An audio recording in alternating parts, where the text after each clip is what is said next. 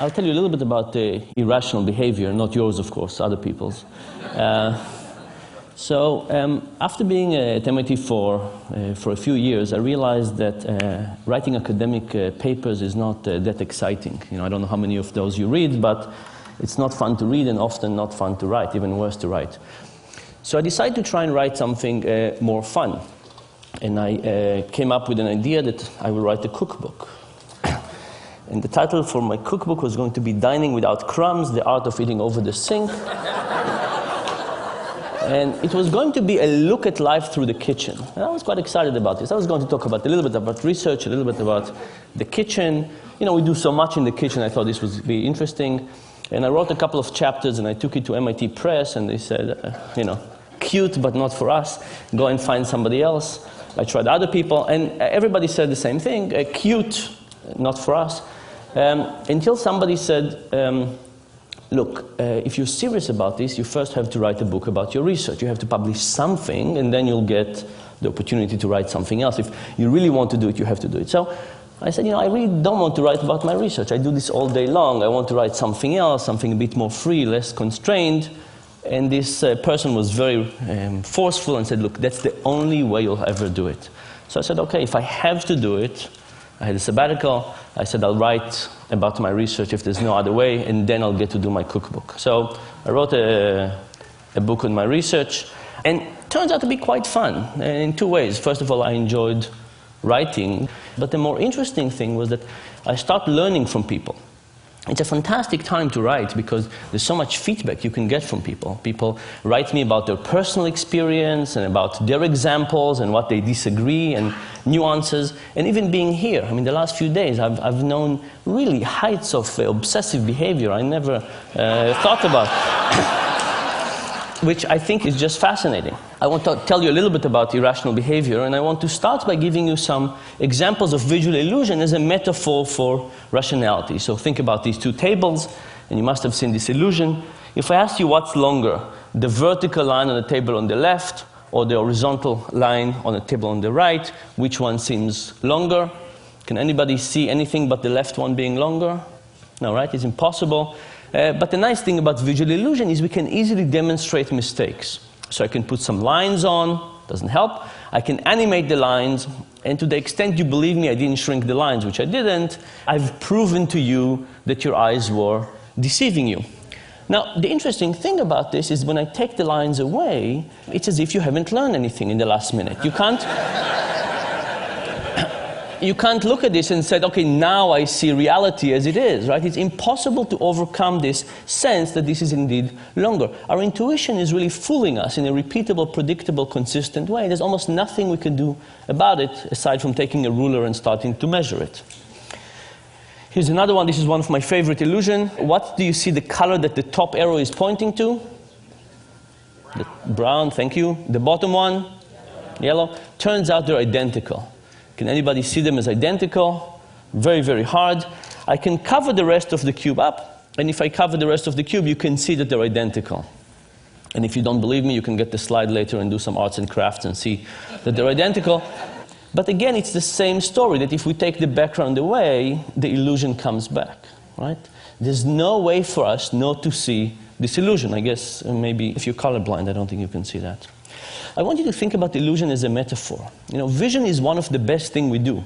We have a huge part of our brain dedicated to vision, bigger than dedicated to anything else. We do more vision, more hours of the day than we do anything else. And we're evolutionarily designed to do vision. And if we have these predictable, repeatable mistakes in vision, in which we're so good at, what's the chance that we don't make even more mistakes in something we're not as good at? For example, financial decision making. Something we don't have an evolutionary reason to do, we don't have a specialized part of the brain, and we don't do that many hours of the day. And the argument is that on those cases, it might be the issue that we actually make many more mistakes. And worse, not have an easy way to see them. Because in visual illusions, we could easily demonstrate the mistakes. In cognitive illusion, it's much, much harder to demonstrate to people the mistakes. So I want to show you some cognitive illusion, or decision-making illusion in the same way. This is one of my favorite plots in social sciences. It's from a paper by Johnson and Goldstein. And it basically shows the percentage of people who indicate that they would be interested in giving their organs to donation. And these are different countries in Europe, and you basically see two types of countries. Countries on the right that seems to be giving a lot, and countries on the left that seems to be giving very little or much less. The question is why? Why do some countries give a lot and some countries give a little?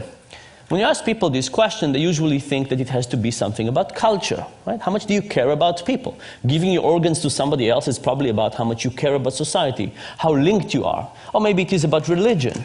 But if you look at this plot, you could see that countries that we think about as very similar actually exhibit very different behavior. For example, Sweden is all the way on the right, and Denmark, that we think is culturally very similar, is all the way on the left. Germany is on the left, and Austria is on the right. The Netherlands is on the left, and Belgium is on the right. And finally, depending on your particular version of European similarity, you can think about the UK and France as either similar culturally or not. But it turns out that from organ donation, they're very different. By the way, the Netherlands is an interesting story. You see, the Netherlands is kind of the biggest of the small group. Turns out that they got to 28% after mailing every household in the country a letter begging people to join this organ donation program. Right, so you know the expression, begging only gets you so far? It's 28% in organ donation. But whatever the countries on the right are doing, they're doing a much better job than begging. So what are they doing? Turns out the secret has to do with the form at the DMV. And here's the story. The countries on the left have a form at the DMV that looks something like this. Check the box below if you want to participate in the organ donor program. And what happens? People don't check and they don't join. The countries on the right, the ones that give a lot, have a slightly different form. It says, check the box below if you don't want to participate. Interestingly enough, when people get this, they again don't check, but now they join the program. Now, think about what this means.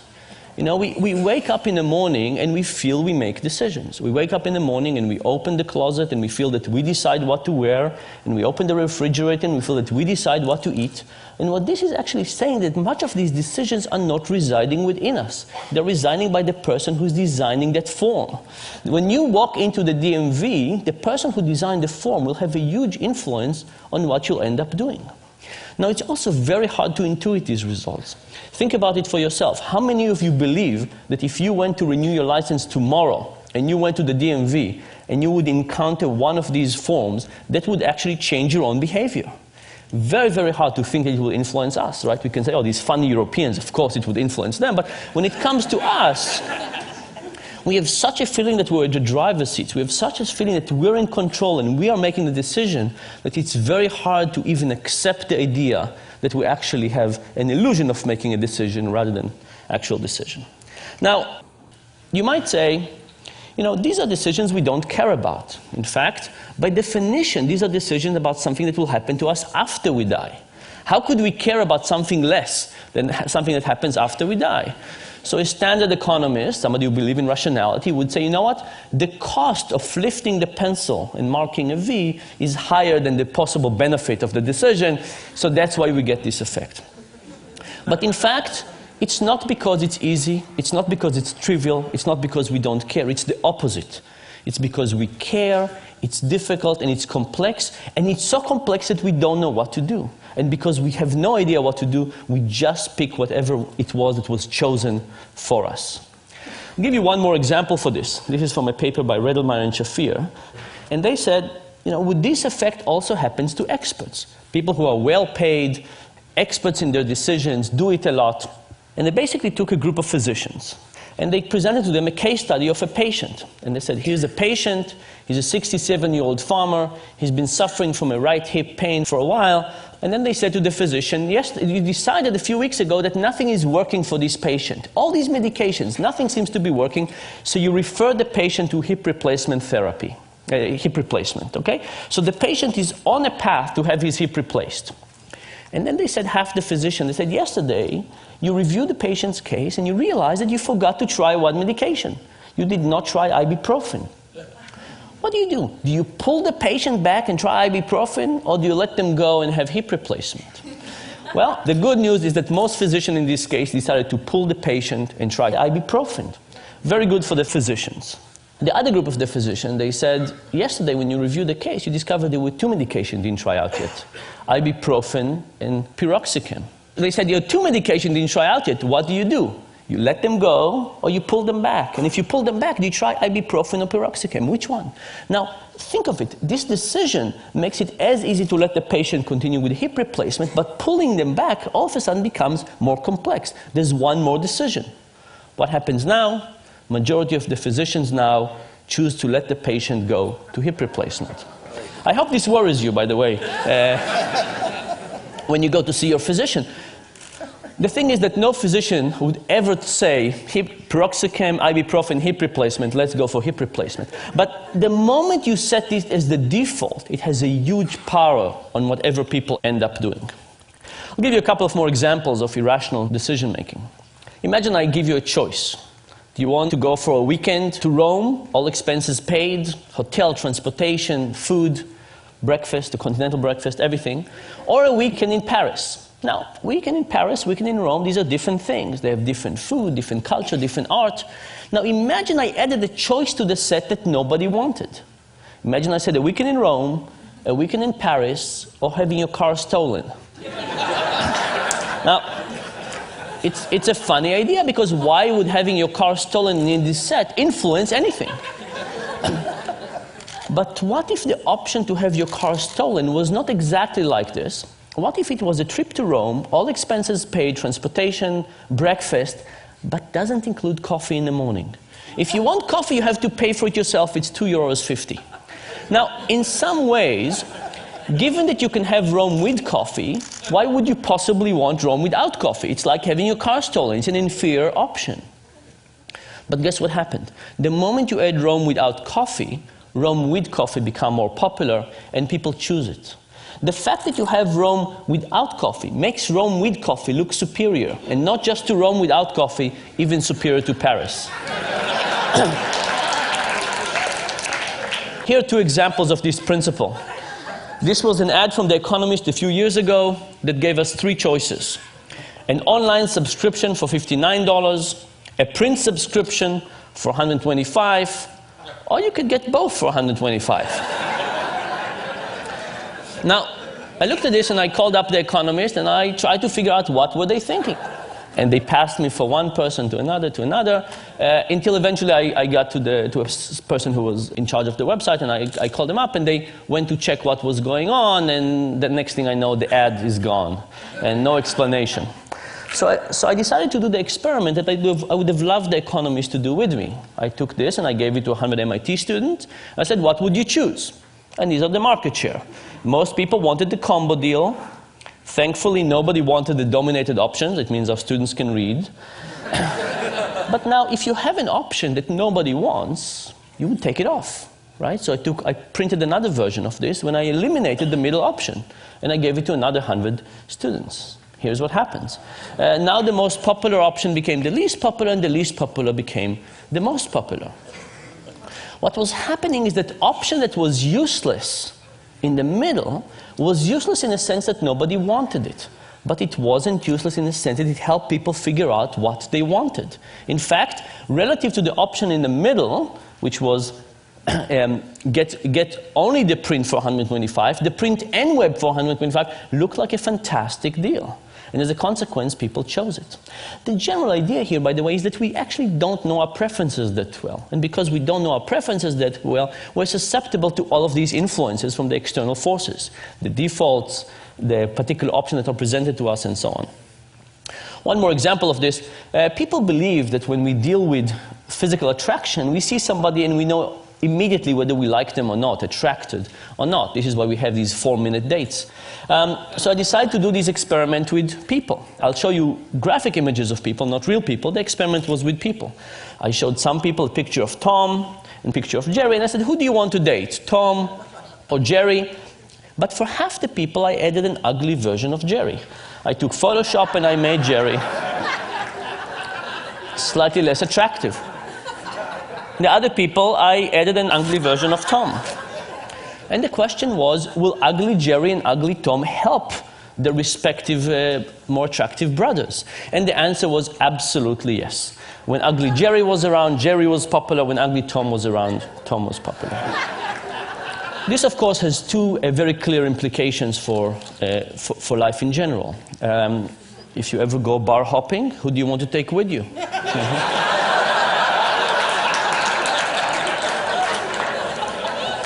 You want a slightly uglier version of yourself. Similar, but slightly uglier. And the second point, of course, is that if somebody else invites you, you know how they think about you. Now you're getting it. What is the general point? The general point is that when we think about economics, we have this beautiful view of human nature. You know, what a piece of work is man, how noble in reason. We have this view of ourselves, of others. The behavioral economics perspective is slightly less generous to people. In fact, in medical terms, that's our view. But there is a silver lining. And the silver lining is, I think, kind of the reason that behavioral economics is interesting and exciting. You know, are we Superman or are we Homer Simpson? When it comes to building the physical world, we kind of understand our limitations. We build steps and we build these things that not everybody can use, obviously, but we build them. We understand our limitations and we build around it.